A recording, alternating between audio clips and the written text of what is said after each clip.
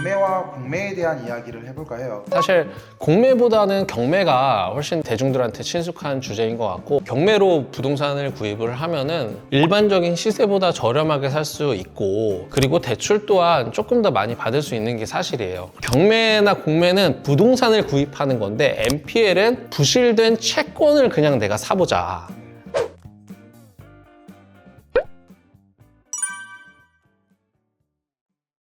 네, 안녕하세요. 부동산 시행을 느낌있게 김해 최필주입니다. 오늘은 이제 저번에 이어서 MG뱅커님을 한 번 더 초청을 했습니다. 경매와 공매에 대한 이야기를 해볼까 해요. 지금은 경매 물건도 역대 최고라고 하고 많은 사람들이 관심을 가지고 있습니다. 혹시 경매와 공매 차이점에 대해서 조금 알 수 있을까요? 경매와 공매가 진짜 요즘에는 진짜 많은 재테크 수단 중에 하나로 친근해진 거는 맞는 것 같은데, 사실 공매보다는 경매가 훨씬 대중들한테 친숙한 주제인 것 같고, 공매는 아직도 조금 생소하게 생각을 하시는 것 같아요. 좀 그 부분에 대해서 차이점을 먼저 말씀드리자면, 경매는 우리가 보통 부동산의 저당권을 설정을 하잖아요. 그 저당권 설정을 한 은행에서 대출 회수가 안 돼서 법적 조치로 넘기는 게 경매이고요. 그 경매로 넘어간 물건을 우리 일반 투자자들이나 아니면 일반 대중들이 이제 좀 저렴한 가격으로 매입을 하는 게 경매라면, 공매는 두 가지가 있는데, 이제 신탁 공매라고 해서 대출을 받을 수 있는 수단 중에 하나가 아까 저당권 설정 방식도 있지만,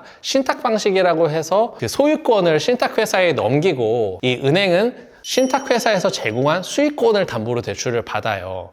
그렇게 받는 대출이 만약에 부실이 됐다 그러면은 이거를 신탁 공매에 넘긴다 해가지고 그 부동산 물건이 공매에 넘어가고, 그거를 또 일반 대중이나 투자자들이 좀 저렴하게 구입하는 거가 공매 방식이거든요. 그래서 그 두 가지는 사실상 진행하는 기관도 다르고 진행하는 절차도 좀 차이가 있다고 보시면 되는데, 공통점은 쉽게 부동산이 좀 안 좋은 상황이 발생해서 좀 저렴하게 나온 거를 이 대중들이 좀 저렴하게 구입할 수 있는 제도이다 라고 좀 정리하시면 좋을 것 같아요. 저당권이라는 경우는 결국에 이제 담보를 잡는 거를 장부상 이제 기입하는 것들을 저희가 말한다라고 할 수 있고, 또 근저당 같은 경우에는 범위를 저희가 계속해서 원리금이 상환될 수가 있으니까 넓게 설정을 해놓고 그 안에서 차감이 돼도 그대로 이제 유지한다라고 생각을 하면 되는데, 아까 신탁이라는 개념을 잠깐 설명을 해주셨어요. 이제 신탁에 대해서 짧게 한번 설명이 가능할까요? 신탁이라는 제도는 대중분들께서는 정말 생소하실 텐데, 특히 이 신탁이라는 제도는 은행에서도 잘 취급하는 제도는 아니에요. 우리나라에 이제 신탁회사라고 해서 KB부동산 신탁이라든지 하나자산 신탁이라든지 여러 계열사의 신탁회사들이 있습니다. 이런 신탁회사는 인가제이기 때문에 여러 개를 그냥 만들고 싶다고 해서 만들 수 있는 건 아니고, 허가를 내줘야 만들 수 있는 방식이고, 요 신탁이라는 제도는 여러 가지 종류로 사실 사용할 수가 있지만, 지금 오늘 공매에 필요한 신탁은 부동산 담보 신탁이에요. 이 부동산 담보 신탁이라는 게 뭐냐면은, 일반 소유자가 신탁회사, A 부동산 신탁회사에 내 소유권을 넘깁니다. 소유자는 내가 아니라 신탁회사가 돼요. 이 신탁회사에서는 그 대신에 우선 수익권 증서라는 거를 하나 발급해줘요.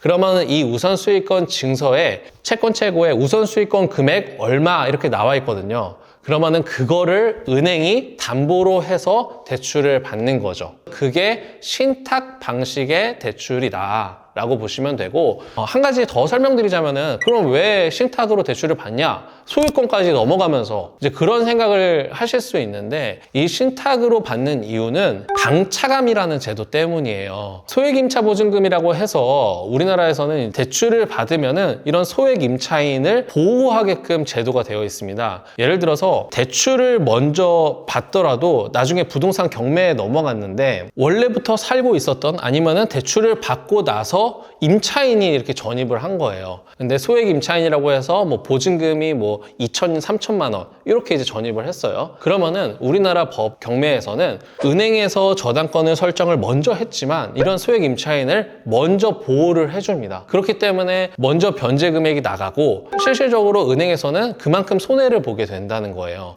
그러다 보니까 은행에서는 대출을 받을 때 소액 임차 보증금이라는 요만큼을 대출을 한도를 차감하고 하고 대출이 나가게 되었고, 그거에 대한 사실상 피해는 소비자가 볼 수가 있는 거죠. 대출 한도가 줄어드니까. 이런 신탁 방식은 소유권이 신탁회사로 넘어가기 때문에 신탁회사에서 임대차 계약을 하지 않으면은 내가 비록 살고 있다고 하더라도 임대차 계약이 유효하지 않아요. 우리가 알고 있는 신탁 사기, 신탁 전세 사기 같은 게 이런 거죠. 분명히 소유권 등기부에는 신탁회사로 되어 있는데 그 이전 소유자 있잖아요. 그 이전 소유자와 임대차 계약을 한 거예요. 그거는 성립하지 않거든요.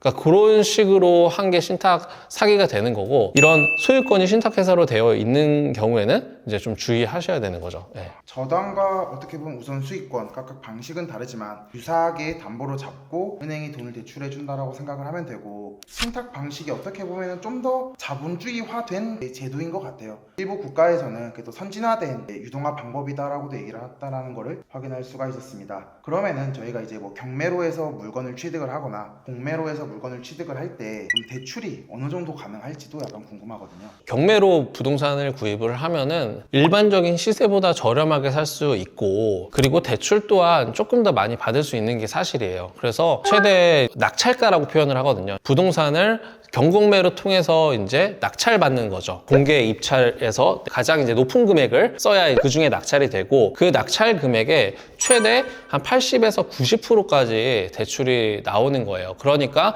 경매는 기존 시세보다도 좀 저렴하게 살 수 있는 장점 한 가지와 대출도 일반적인 담보대출로 받을 수 있는 것보다 조금 더 많이 나오는 장점 두 가지가 있다는 거죠. 그럼 혹시 시세보다 많이 저렴해졌다고 했을 때 시세를 기준으로 대출을 받을 수는 없을까요? 경락잔금 대출이라고 경매나 공매를 통해서 매입했을 때 대출해주는 방식인데, 은행마다 계산하는 산식이 다르긴 하지만 시세보다는 이제 이 경공매를 진행할 때 기준 가격이라는 감정평가 금액이 있어요. 우리가 그냥 쉽게 시세라고 보면은 그 금액과 우리가 낙찰받은 매입한 금액의 그 중에 뭐 미니멈을 계산을 해서 한도가 나온다든지 하기 때문에 아무래도 그 시세 또한 대출 한도에 영향을 미치는 건 사실인데, 단순하게 그 시세만큼의 대출이 나온다, 그렇게 표현하기는 좀 어려울 것 같아요. 예. 그러면은 저희가 또 궁금한 것 중에 하나가, 경매를 진행을 할 때 결국에 은행들이 원금과 이자를 못 받으니까 경매로 이제 진행을 하게 되는 건데, 그때 NPL이라고 해서 그 은행의 채권을 구매를 해서 나중에 누군가 경매를 받았을 때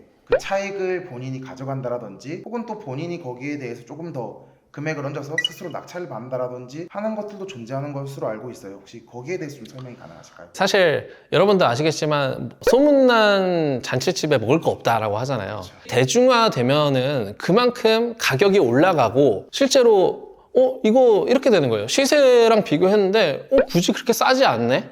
이게 되는 거예요. 그래서 사람들이 생각한 게, 그러면 경매 말고 NPL이라는 게 뭐냐면은 이제 부실채권 투자거든요. 경매나 공매는 부동산을 구입하는 건데, NPL은 부실된 채권을 그냥 내가 사보자, 그렇게 해가지고 투자를 하는 거예요. 사실 이제 좀 진입장벽이 있기는 합니다. 이제 그런 식으로 투자를 해서 매입을 할 수도 있고요. 다른 사람이 만약에 그 NPL 나온 거를 낙찰을 받으면은 그만큼의 차액으로 이제 수익을 남기기도 하고, 이런 NPL 방식이 이제 요즘 또 유행을 하고 있고, 강의들도 많이 생기고 있더라고요. 그럼 은행 입장에서는 굳이 NPL로 해서 채권을 넘기는 이유는 뭘까요? 일단은 그 은행은 건전성이 굉장히 중요한 기관입니다. 그러다 보니까 연체율이 많거나 그러면은 이 적정성에 굉장히 좋지가 않아요. 연체율이 좀 많이 올라가거나 채권이 부실채권이 되면은 그거를 자산 유동화 회사라든지 이런 곳에 그냥 매각을 해버리는 거죠. 계속 가지고 있으면은 이 대출 자체가 은행에 부담이 되니 저렴한 가격으로 이제 유동화 시킨다고 보시면 될 것 같아요. 그럼 저희가 이제 NPL이나 경공매를 통해서 건물을 살 수도 있고 아파트를 살 수도 있지만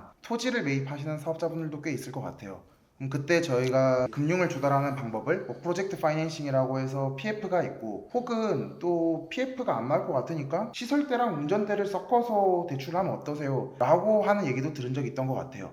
혹시 그 두 가지 방법에 대해서 알려줄 수 있을까요? 지금 땅을 경공매로 매입하고 요걸 PF로 해서 건물까지 올린다라고 하면 사실 굉장히 좀 전문가적인 영역까지 사실 접근이 되는 건데, 지금 건설비도 많이 올라가고 PF가 쉽지는 않은 상황이기는 해요. 그런데 일단은 땅 자체가 가지고 있는 유한성이 있기 때문에 땅을 좀 저렴하게 구입을 하시고 PF 대출을 받아서 건물을 올리는 사례도 많지는 않지만 있습니다. 중요한 거는 이제 요즘 PF 대출에서 요구하는 에쿼티라는 자기 자본이 있어요. 총 사업비의 보통 한 20% 정도는 시행사, 소유주가 보유하고 있어야만 은행에서 대출을 좀 해주는 상황이고요. 근데 그마저도 사업성이 좋지 않은 지역이라든지 아니면은 건축물에 대해서는 사실상 대출이 좀 어려운 상황이라고 보시면 될 것 같고, 시설자금 대출은 이제 상호금융권이라든지 접근하기 쉽게 쉬운 방식으로 해서 대출을 받는 건데, 토지대의 80%, 건축비의 한 70% 정도 상한으로 해가지고 대출을 받는 형식이에요. 근데 이런 시설자금 대출은 이제 PF 대출에 비해서 규제가 완화가 되어 있기 때문에 뭐 에쿼티라든지 그런 부분에 대해서 개별성이 강하다라고 볼 수가 있고, 시설자금 대출이라고 요즘 그렇게 잘 나오거나 지금 대출이 잘 되고 있지는 않은 상황이라고 보시면 될 것 같아요.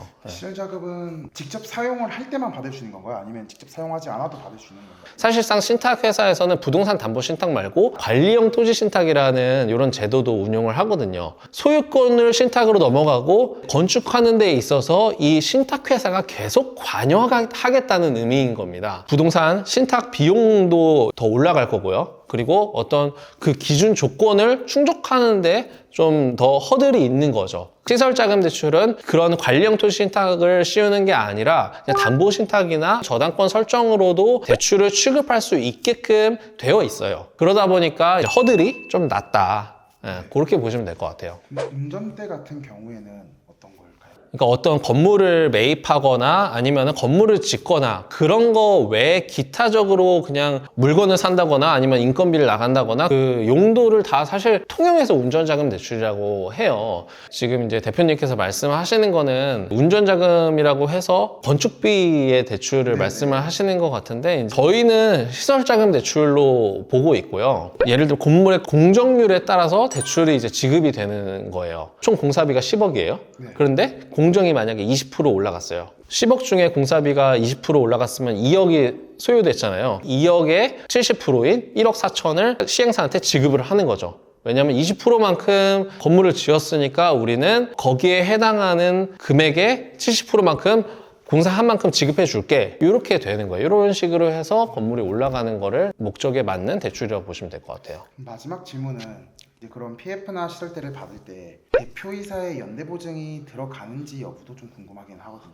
대표이사의 연대보증은 거의 필수로 들어가고요. 그 이외에 시공사의 연대보증도 거의 대부분 입보를 해야 하는 게 시장의 정석으로 지금 통용되고 있어요. 실제로 내가 보통 건물을 시행을 하는 거는 법인이거든요.